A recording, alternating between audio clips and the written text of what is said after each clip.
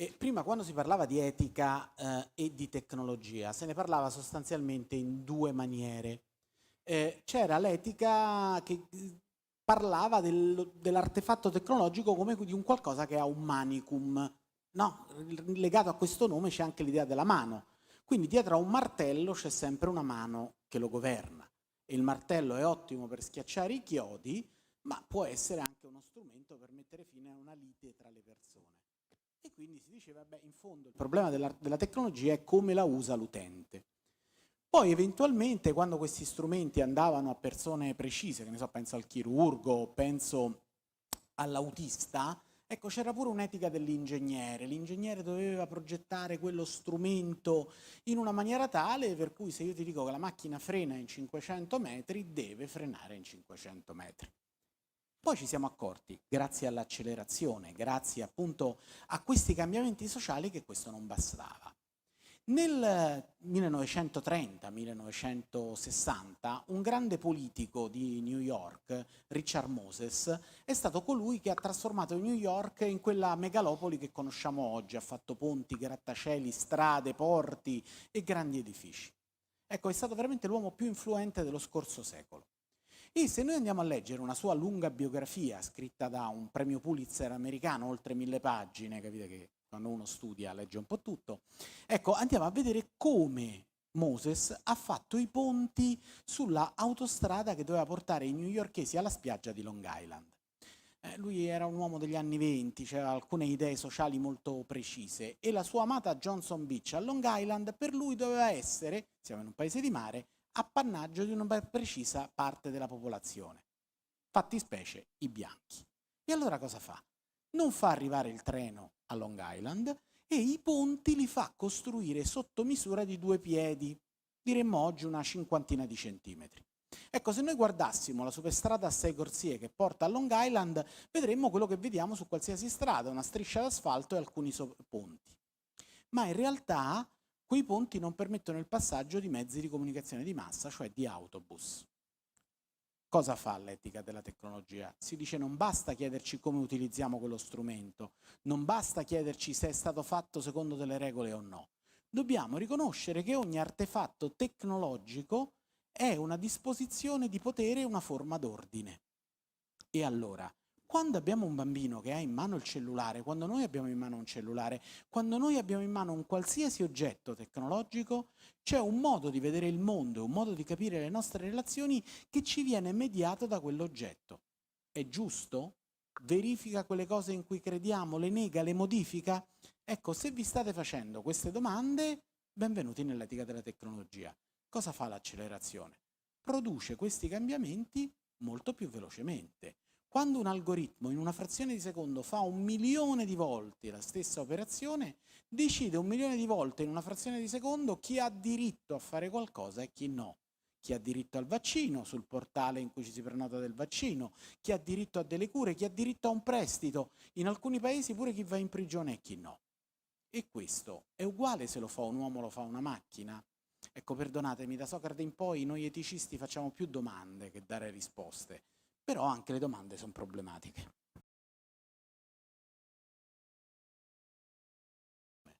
Ciascuno di noi crede a qualcosa. Anche quando diciamo la realtà è fatta di atomi, nessuno di noi ha mai visto un atomo. Eventualmente abbiamo visto un microscopio elettronico che ci ha rappresentato una cosa che abbiamo creduto di essere un atomo. Se crediamo che la realtà è fatta di atomi, perché crediamo alla fonte autorevole, il libro di scuola normalmente, che ci ha detto che la realtà è fatta di atomi. La nostra conoscenza funziona così, anzi noi siamo la specie che ha dominato il mondo e domina il mondo perché mentre un delfino nuota a delfino perché ha una capacità nei suoi geni di nuotare così, noi conosciamo delle conoscenze mediche e andiamo avanti perché qualcuno ce le ha trasmesse credendo alle cose che leggiamo normalmente su un testo. La nostra specie non va avanti trasmettendo nella genetica delle informazioni, non solo, ma anche trasmettendole mediante una cosa che si chiama cultura. Ecco, in questo meccanismo però abbiamo una cosa fantastica che è anche la possibilità di raccontare cose che non è detto che siano vere. Alcune cose sono bellissime, sono le storie, e da bambini tutti vogliamo sentire delle storie. A volte abbiamo delle paure e la spiegazione più facile che abbiamo per mettere a posto le nostre paure è raccontarci delle storie che sembrano far tornare tutto al loro posto, le famose teorie cospirative. Questa cosa però tocca a volte anche chi si occupa di informatica. La macchina è uno strumento fantastico per tenere insieme i punti, i dati e raccontarci una storia. Lo schermo che vedete dietro me, che in questo momento replica me stesso, mette insieme dei punti e mettendo insieme dei punti appare una cosa che è uguale a me. A volte però la macchina prende delle cantonate. Ecco, questo ce l'ha Le spiegato. cantonate le prendiamo anche noi. Adesso provoco, Sì, ma siccome la macchina non si fa da sola, diciamo che le cantonate che prende la macchina poi mi vengono raccontate a me. In che senso? Un grande psicologo, forse il più grande psicologo cognitivo vivente, Daniel Kahneman, ci ha detto che noi magari fossimo solo, ci ha dimostrato che noi non siamo solo la pura razionalità. Lavoriamo su due livelli, un sistema molto veloce, il sistema 1, e un sistema più lento e riflessivo che lui chiama sistema 2. Questo per motivi evoluzionistici, perché da soli nella giungla arriva un lupo, non è che uno si mette a calcolare dunque se scappo di là, considerata la mia velocità media, considerata la velocità media del lupo, no, prendi e scappi. Allora abbiamo un sistema più istintivo. Le fake news, le falsità, quelle corrispondenze, in termini tecnici correlazioni, che non sono legate da nessuna causa, sono degli inganni di questo sistema 1. Vi faccio un esempio e con questo poi mi taccio. E questo è un esempio famoso, è stato usato per dimostrare a Bill Gates che aveva speso e buttato $1,5 miliardi. Allora, vi do dei dati. Sapete in America dove si muore di meno di tumore al rene? In piccole città, che sono in stati poco popolosi, che sono in zone pressoché disabitate e che votano democratico. Ridete perché avete detto non è possibile che si muore di meno perché votano democratico. Probabilmente sono città poco popolose, la qualità del cibo è alta, si sta meglio. E questa è un'inferenza, cioè un cercare di tenere insieme i dati cercando una causa. Vi do una bella notizia, è il vostro sistema 1 che ha detto ci deve essere una causa. Proviamo a fare la controanalisi. Dov'è che si muore di più di tumore al rene? In piccole città, in stati poco popolosi, in zone poco abitate e si vota repubblicano. Non può essere perché votano repubblicano. E allora che cos'è? Beh, perché ci saranno pochi ospedali, si va di meno all'ospedale e quindi che cosa succede? E allora si muore. Ecco, il vero problema è che il nostro sistema 1, questo sistema rapidissimo che abbiamo per sopravvivere, ci dice trova la causa, trova la causa, trova la causa. Ma qui la causa non c'è. È semplicemente un effetto matematico. Cosa hanno in comune questi due posti? Che c'è poca gente.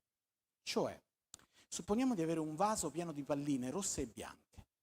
Quante possibilità ci stanno che io tiro fuori una pallina di un solo colore? Tutte. Ogni volta che pesco una pallina sarà o rossa o bianca. Che ne pesco due dello stesso colore? Beh, metà va bene e metà va male, quindi 0,5. Che ne pesco 4 dello stesso colore? È un po' più difficile, 12,5. Che ne pesco 7 dello stesso colore? 0,125, eccetera, eccetera, eccetera. Cioè, nei gruppi piccoli gli eventi estremi sono più frequenti. Quindi che cosa vuol dire?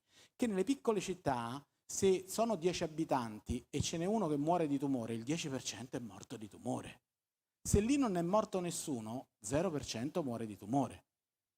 Ecco allora che questa cosa, che è un effetto statistico, ma che il nostro cervello fa fatica a percepire perché richiede un secondo sistema, un ragionamento più lento, avete visto quanto ci ho messo a spiegarvelo, che è il sistema 2, fa fatica per tornare all'accelerazione con un sistema che ci nutre continuamente di impulsi che fanno scattare il nostro sistema 1.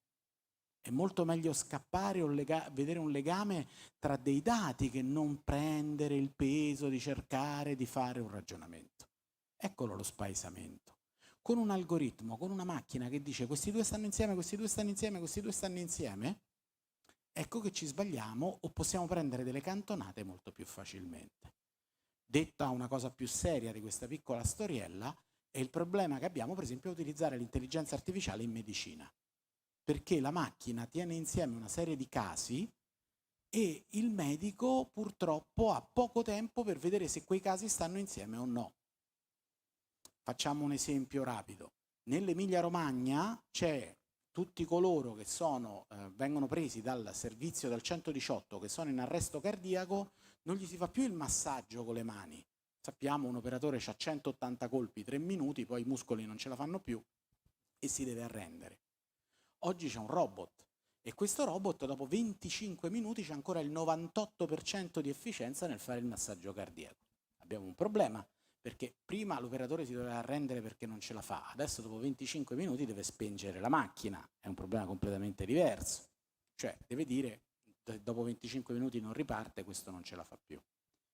Ma quando io per tanto tempo non faccio più quell'esercizio, sono ancora capace di farlo senza la macchina? O dipendo dalla macchina?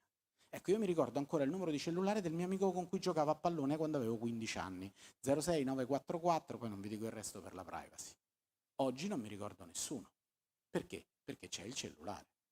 E allora ecco che pian piano che noi facciamo entrare la macchina in questi automatismi, deleghiamo alla macchina delle capacità in un sistema automatico che è il sistema 1. Quali scelte possiamo fare in questa maniera? Quali devono rimanere a noi? E qual è l'effetto di questa infodemia che va tutta a nutrire questo sistema 1? E quali sono gli spazi e i tempi per prendersi cura del sistema 2? Scusate, faccio il frate. Una volta c'era il ritiro spirituale, c'era il momento di silenzio, c'era un momento di cura dell'interiorità. Ecco, uomo, dove vai se non curi la tua interiorità?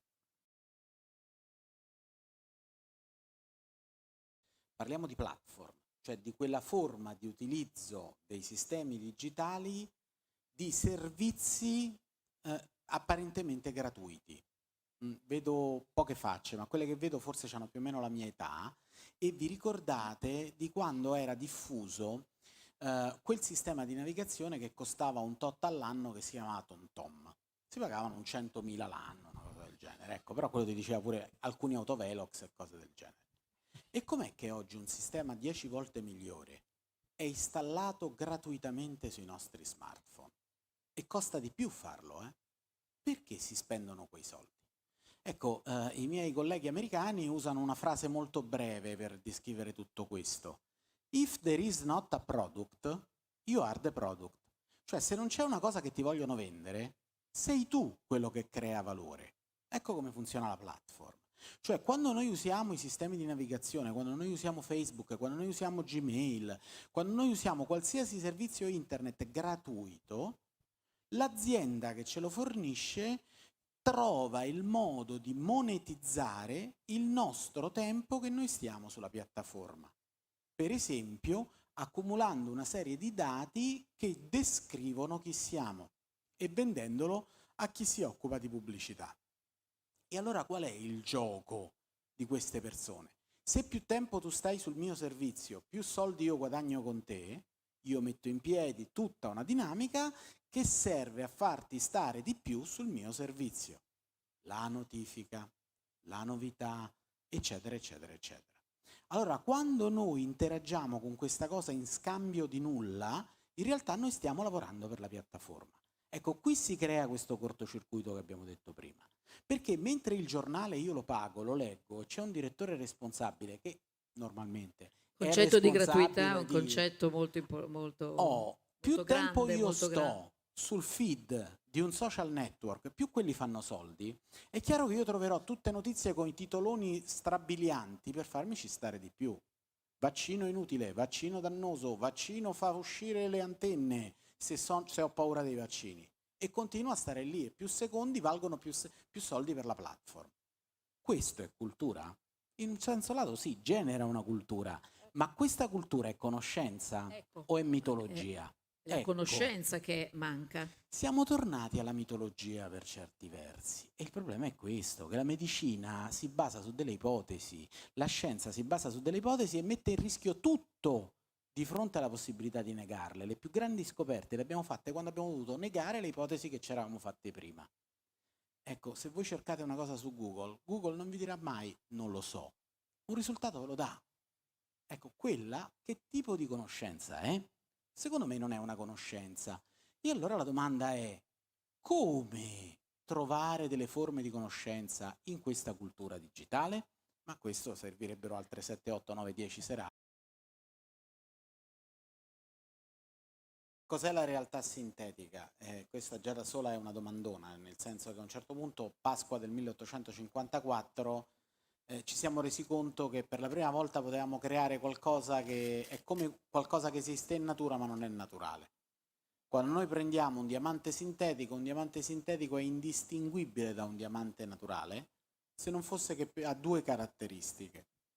Non ha nessunissimo difetto e per legge ha al suo interno inciso un numero di serie con il laser. Ecco, oggi sintetici facciamo i colori, facciamo i tessuti, facciamo la carne sintetica. Mangiamo degli hamburger che non sono mai appartenuti a nessun animale vivo, ma crescono all'interno di alcuni bioreattori. Abbiamo creato la vita sintetica, delle catene di DNA che non sono neanche le 4 basi classiche. Ecco, noi che siamo abituati in ottica binaria a distinguere tra naturale e artificiale, ci sentiamo spaesati. Che certezze abbiamo? Ecco, abbiamo una certezza che questo è affidato a noi. Cioè, io qui rigirerei la questione. Non quante certezze abbiamo, ma quante certezze ci servono per vivere oggi da uomini e donne nel tempo che ci sfida come Giusta oggi. modifica della domanda. Ecco, giusta. allora, secondo me abbiamo le certezze necessarie, perdonatemi se faccio il teologo, è più forte di me. Ecco, la certezza che ci basta è quella della tomba vuota del mattino di Pasqua, per cui possiamo vivere senza paura di perdere, perché il bene ha già vinto. Ecco, con questa certezza possiamo anche sfidare i virus, possiamo sfidare il digitale, possiamo sfidare la realtà sintetica. Se vi interessa ci ho fatto un podcast, lo trovate, dura 9 puntate, quindi capite che domandina che mi è stata fatta, però questa è l'unica certezza che ci serve. La macchina decide sui valori, ma i valori su cui decide sono i valori numerici. L'etica decide sui valori, ma sono i valori morali. E allora l'etica, c'è bisogno di un'etica per la macchina, si chiama algoretica, è una sorta di grande guardrail, no? Noi dobbiamo mettere un grande guardrail a questa macchina che pian piano ha delle capacità di prendere delle decisioni da sola. E sostanzialmente quello che accade è che a volte queste macchine, grazie ad algoritmi molto performanti, fanno delle scelte che noi non ci pensavamo potessero fare. C'è un tipo particolare di algoritmi, si chiamano gli algoritmi evolutivi, per cui voi li mettete dentro un sistema, quello capisce che lo state facendo giocare a un videogioco e gioca meglio di qualsiasi giocatore. Per chi è più vicino alla mia età c'era un famoso videogioco che si chiama Pong, che era o Qbert, che era sostanzialmente un canguro che saltava su una piramide e faceva cambiare di colore dei cubi. Ecco, l'algoritmo ha iniziato a giocare e si è accorto che c'era un problema di software, un errore nel software, per cui invece di far cambiare tutti i colori a tutti i cubi, se faceva una mossa particolare, faceva tantissimi punti e il gioco non andava avanti. Ecco, capite che se noi dessimo quell'algoritmo non a un videogioco, ma a una macchina che guida da sola, e io gli dico portami a Cagliari, all'aeroporto, ecco, quella si accorge che se invece di rispettare il codice della strada c'è un modo più veloce, che è quello di mettere sotto i pedoni, prende e lo fa. Allora, questa cosa, che è una cosa reale perché succede, ha bisogno di dei limiti. Ecco, quello è il ruolo dell'uomo. Quindi anche lì è chiaro, la macchina ci può aiutare, la macchina si umanizza ogni giorno di più. Mio nipote parla con l'assistente del cellulare in maniera più umana di come parla con la sorellina piccola che ancora non parla. Però la persona è un qualcosa di diverso, perché la persona mi sa stupire.